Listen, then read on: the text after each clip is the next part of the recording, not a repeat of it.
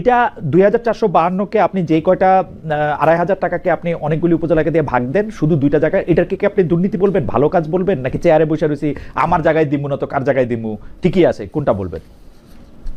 এটা তো আমি সমর্থন করি না, এবং আমিও পার্সোনালি এই খবরটা দেখে আটকে উঠছি যে হ্যাঁ হ্যাঁ, তাহলে আমিও তো যদি কিছু এলাকা নিয়ে দিতে পারতাম হয়তো বা ইলেকশনে করলে না, আপনি তো আপনার এলাকার কথা বলছেন চাঁদপুরে, আপনার তো আরো ইন্টারেস্টিং, আপনি কিন্তু অবাঞ্ছিত ঘোষণা করছে বলে ওই এলাকায়, সেটা কি ত্রাণ বরাদ্দ দেন নাই বলে না কি টাকা দেন নাই বলে না কিসের জন্য?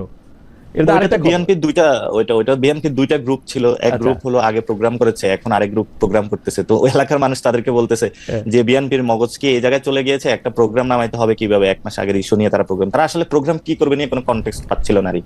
ওই দিন সবচেয়ে বড় ইয়াটা ছিল জামায়াতের একটা প্রোগ্রাম ছিল 5 দফা দাবি নিয়ে। তো জামায়াতকে নিয়ে বিএনপি ইদানিং খুব ভয় পাচ্ছে, তো তারা একটা প্রোগ্রাম দিবে, কি কনটেক্সট দিবে তারা পাচ্ছিল না। তো এটা আমার ওইখানের যিনি ছাত্রদল তার সাথে কথা হয়েছিল, এলাকার যারা এই প্রসঙ্গে আমি যেতে চাই না, কারণ অলরেডি এটা মানুষের কাছে ওরা ওইখানে হাসির পাত্র হয়েছে। তো যেটা বরাদ্দের ক্ষেত্রে বরাদ্দ প্রশ্ন, এটা আমিও সারপ্রাইজড হয়েছি যদি কোথাও হয়। এটা আসলে বাংলাদেশের কোনো সিস্টেমেটিক প্রসেস না, এবং আপনি আরো আশ্চর্য হবেন, আপনি এই নিউজটা দেখেছেন কিনা, কোন মন্ত্রণালয়ের একজন সচিব তার এলাকাতে এই বরাদ্দের কাছাকাছি শুধু একটা জায়গায় তার এলাকাতে নিয়ে গিয়েছেন। এবং আপনি শুধু এটা না যে আপনার বিভিন্ন জন দ্বারা সচিবরা তো দুষ্ট, আপনারা তো নতুন বন্দোবস্তের কথা বলে ক্ষমতায় আসলেন, আপনাদের এখন জনাব আসিফ মোহাম্মদ সাজিব ভুঁইয়া এবং হাসান আব্দুল্লাহ, জনাব হাসান আব্দুল্লাহ, আমি আমার জায়গাটা বলি, মুরাদনগর বা দেবিদ্বারে যদি কোনো উন্নতি হয় এটা আমারই সবচেয়ে বেশি উপকার হবে, কিন্তু ঘটনা হইতেছে ন্যায় বা ন্যায্যতার কথা তো একটা থাকতে হবে। আমি চেয়ারে বসছি, এখন আমি মুরাদনগরে সবচেয়ে বেশি বরাদ্দ দিলাম, হাসান আব্দুল্লাহ আমার বন্ধু, হাসান আব্দুল্লাহকে আমি সবচেয়ে বেশি বরাদ্দ দিলাম, এইটা যদি আপনারা প্রতিষ্ঠা করেন তাহলে মানে এটা কিরকম হইলো বলেন? এটা তো আমি আমি আমি আমি বললাম না, আপনারা তো কোনো প্রতিবাদ করেন নাই, এনসিপি তো পিক এন্ড চুজ করেন। এনসিপি তো যেহেতু উনি আসিফ মোহাম্মদ সজিব ভুঁইয়া, আপনি চিন্তা করেন উনি যদি অন্য আসিফ হইতেন, উনি যদি আসিফ নজরুল হইতেন, আপনারা কি করতেন বলেন? ছাগল এমনি খাই ফেলছেন ধরেন, এর মধ্যে উনি যদি এইটা করতেন, বলতে পারেন না, এইটা যদি এমনি করতেন, ছাগল খাওয়াতে তো আপনারও কোনো ভাই ব্রাদার থাকতে পারে। হ্যাঁ, আমার ভাই ব্রাদার ছিল, আমার ভাই ব্রাদার ছিল, আমি ধরেন আমি আপনারা আমার ভাই ব্রাদার তো, কিন্তু তাহলে আপনি কিভাবে উইদাউট এটাকে, আপনাকে কে বলছে যে আমি ছাগল খেয়ে ফেলছি? এটা আপনি কেন বলছেন? আপনারা বলছেন, তাহলে আপনি কোথা থেকে কমেন্ট পাইছেন? আপনারা তাহলে আমাকে কেন আউটলুকে বলছেন, কোথা থেকে পাইছেন উনি কমেন্ট? আপনার আপনি কোশ্চেন, আপনি এই কথাটা আমাকে বললেন কেন? আপনার সাথে যে ছিল তিনি বলছেন যে এটা করছেন, আমি আপনাকেও এই প্রশ্ন করছিলাম যে আপনার কি এটা জানেন কিনা, আপনি বলছেন যে এটা খাওয়া দাওয়া হয়েছে, এটা খাওয়া দাওয়া হয়েছে। আমি তো স্টোরি শুনেছি, আপনি যেভাবে স্টোরি শুনেছেন, কিন্তু আমি আপনাকে এখন যদি বলি, বাংলাদেশে অনেকগুলো স্টোরি আছে, বেক্সিমকো টাকা আপনি খাইছেন, হ্যাঁ, এখন এটা কি আপনার খারাপ লাগবে না? কিন্তু আপনি তো ছিলেন না, না বেক্সিমকো আমাকে বেতন দিত, আপনাকে বেতন দিত, খারাপ লাগবে? এই যে আপনি এখন চট করে জ্বলে উঠতেছেন না, মানে আপনি জ্বলে ওঠাটা আপনি কিভাবে ব্যাখ্যা করবেন? উইদাউট ডকুমেন্ট যখন আমি কথা বলবো, ডকুমেন্ট থাকবে না কেন? আমি তো বেক্সিমকোর অধীনে ইন্ডিপেন্ডেন্ট টেলিভিশনে চাকরি করছি, বেক্সিমকোর টাকা খাবো না কেন? আমি পরিশ্রম করছি, হ্যাঁ পরিশ্রম করছেন, টাকা নিছেন, কিন্তু অনেক সুযোগ সুবিধা নিছেন। এটা যদি বলি অনেক সুযোগ সুবিধা নিছেন, অনেক সুযোগ সুবিধা নিছেন, মানে আমার কথাটা তো শেষ করতে দিবেন। তো এটা যদি বলি উইদাউট ডকুমেন্ট, উইদাউট প্রমাণ, হুট করে আপনাকে বলে দিলাম, তখন আপনি চেতবেন না। কিন্তু এই জন্য যদি আপনি কোনো কিছু করে থাকেন তখন আমি বলবো, আমি এটা এক্সাম্পল হিসেবে দেওয়ার জন্য বলছি। আচ্ছা, সুন্দর এক্সাম্পল। আমি বলি নাই আপনি করছেন, আমি বলি নাই, জি আমি বলি নাই যে আপনি করছেন। ফলত আমি আমার এই যে বরাদ্দের ইস্যুটা, প্রথমত হলো যে আসিফ যেটা করছে যে বরাদ্দের ইস্যুতে, আমি ন্যায্য অন্যায্যতার প্রশ্ন আমি বললাম এটা ন্যায্য নয়, বাংলাদেশের লোকাল গভর্নমেন্টের সব জায়গায় উন্নয়ন হওয়া উচিত। এবং এটাও সত্য যে মুরাদনগরে কিন্তু আসিফ ইলেকশন করতে যাবে না, এটাও আপনার জানা উচিত। এবং দেবিদ্বারের যে হাসনাত ওইখানে ইলেকশন করবে, এবং বাংলাদেশে যারা এই উপদেষ্টা থেকে শুরু করে অনেক যারা ফিউচার মন্ত্রী এমপি হবে, তাদেরও অনেক এলাকায় ডেভেলপমেন্ট হয়েছে। ওই নিউজগুলো কি আপনি পেয়েছেন? কোথাও এসেছে? এটা আসে নাই।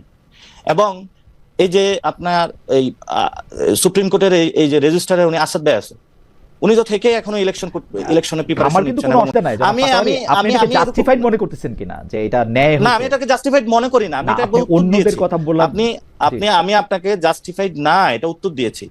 সেকেন্ড কথা হলো যে পিক এন্ড চুজ আসিফকে আমরা 10 জন উপদেষ্টার মতনই দেখি, এবং সে যখন ওই ক্যাবিনেটে কাজ করে 10 জন উপদেষ্টা নেই, প্রত্যেকটা লায়াবিলিটির মধ্যে আসতে হবে। আপনি যে ন্যায্য না এটা বলতেছেন, সেই ন্যায্য নাটা কি এনসিপি থেকেও বলা হবে কিনা? আমার প্রশ্ন হচ্ছে এটা।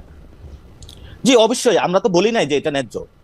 আপনি কেন আমাদের উপরে চাপিয়ে দিচ্ছেন যে আমরা এটা অন্যায্য? তো বলেন নাই, বলছেন হ্যাঁ, তাহলে বলার সুযোগটা রয়েছে, তাহলে আপনি কেন আর প্রাসঙ্গিকতা আনতেছেন? আপনি কেন ধরে আপনি নিচ্ছেন যে যখন আমরা এটা মনে বলতেছেন করতেছি যে যে কয়েকজন অনেক উপদেষ্টার বিরুদ্ধে আপনি দুর্নীতির অভিযোগ শুনতেছে, আমার সরাসরি প্রশ্ন ছিল যে এদের মধ্যে ছাত্র উপদেষ্টারা এটার মধ্যে এক্সেম্পটেড কিনা। আপনি বলছেন যে এটা এক্সেম্পটেড না, তাদেরকে ব্যাপারে ওই কথা বলা হবে, তো তাদেরকে এই কথা বলা হলে। এবং আপনি যখন প্রশ্নটা এনেছেন তখন আমি বলছি ইটস নট ফেয়ার যে আপনি যদি সরকারি বাজেটে আপনার ধরেন সরকারি বাজেটে 100 টাকা আছে, এটা ওয়েল ডিস্ট্রিবিউটেড হওয়া প্রয়োজন, এবং কেউ যদি কোনো বাজেট বেশি নিয়ে নির্বাচনী কাজে ইনফ্লুয়েন্স করে, আমি এটাকে ন্যায্য মনে করতে, আমি এটা জীবনে আমার বৈধ, আমি পলিটিক্স ছেড়ে দিব, আমি এই জগতে আসবো না, কিন্তু আমি কখনো এটাকে বৈধ বলতে পারবো না। এবং এই যে সিস্টেমটা, not only this incident, this happening last 53 years. এখন যারা নতুন বন্দোবস্তর কথা বলে তাদেরও কাজটা করা উচিত না, এবং আমি এটা কখনোই সাপোর্ট দিতে পারবো না। সে আমার বাপ ভাই, সে ছাত্র প্রতিনিধি হোক, কে হোক, আমি এই ধরনের যদি এটা অন্যায্য কোনো কিছু আমি সাপোর্ট দিতে পারবো না।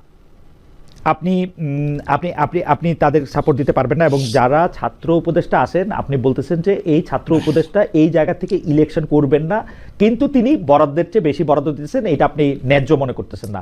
আমি আবারও আপনাকে প্রশ্ন আমি ন্যায্য মনে করি না। আপনি যদি আমি আবারও আপনাকে প্রশ্ন করতেছি যে আপনাদের দলে এই ব্যাপারটা নিয়ে আলোচনা হয়েছে কিনা, দলও এটাকে ন্যায্য মনে করে না কিনা, কারণ যেহেতু না, এটা আমাদের অধিকাংশ মেম্বারের ন্যায্য। অনেকেই আমাদেরকে প্রশ্ন করছে, যেহেতু আমরা লিডারশিপে রয়েছে, যে তাহলে আমাদের এলাকায় কেন উন্নয়ন হলো না, আমরা কোনো তাদেরকে সদুত্তর দিতে পারি নাই। এবং নট অনলি দ্যাট, আপনি আমাদের আরেকজন যিনি ছাত্রদের মধ্যে থেকে উপদেষ্টা হয়েছেন মাহফুজ আলম, যদি তারা নতুন মাহফুজ আলমের এলাকায় কি এই ধরনের কোনো উন্নয়ন হয়েছে? হয় নাই। মাহফুজ আলমের এলাকায় মানে এই ধরনের উন্নয়ন আপনি খোঁজ নিয়েন, আপনি খোঁজ নিয়েন। আমি এটা বুঝাতে চাচ্ছি, আপনি একটা জিনিস দ্বারা সবকিছু মানে সামগ্রিকভাবে যখন একটা জিনিস নিয়ে আসেন, তখন এমনি কিন্তু পিপল আমাদেরকে এই ধরনের মনে করে, যেমন আমাদের এলাকায় মনে করে আমার BMW আছে, মার্সিডিজ আছে, তো এটা এক ধরনের, এটা কিন্তু সোশ্যাল ফেয়ারে বা বিভিন্ন জায়গায় এগুলো সম্মতি উৎপাদন করা হয়। অথচ যখন আমরা মানে এত কষ্ট করতেছি, যেমন আমি পার্সোনালি 1 টাকা দুর্নীতি করি নাই, তখন এগুলো আসলে শুনতে খারাপ লাগে। মানে আপনি যখন সামগ্রিকভাবে সবাইকে ঢুকিয়ে দিবেন, কিন্তু যেটা অন্যায্য আমি এটাকে অন্যায্যই বলবো, এটা কখনো আমি ন্যায্যতার প্রশ্ন, আমি এটা বৈধতা। সেখান থেকে যদি দল থেকে এইভাবে হলো, তাহলে দলকে তাহলে আমার তো জিজ্ঞেস করা উচিত, যা কিছু হচ্ছে সবাই কেন আমরা কমেন্ট করি না। কিন্তু আমরা এটা বলি নাই যে যদি 2টা এলাকায় বা বাংলাদেশের এক জায়গায় শুধু অয়েল ডিস্ট্রিবিউশন হয়, আমি এটাকে অন্যায্য মনে করি, এবং যদি দল এটাকে না মনে করে আমি দল ছেড়ে চলে যাবো, কিন্তু আমি এটাকে ন্যায্যতার প্রশ্ন দিব না। আপনি মনে করতেছেন যে দলেরও এটা বলা উচিত, এবং দল যদি এটা মনে না করে তাহলে আপনি দল ছেড়ে চলে যাবেন। যাই হোক, এটার ব্যাপারে আপনার খুবই বোল্ড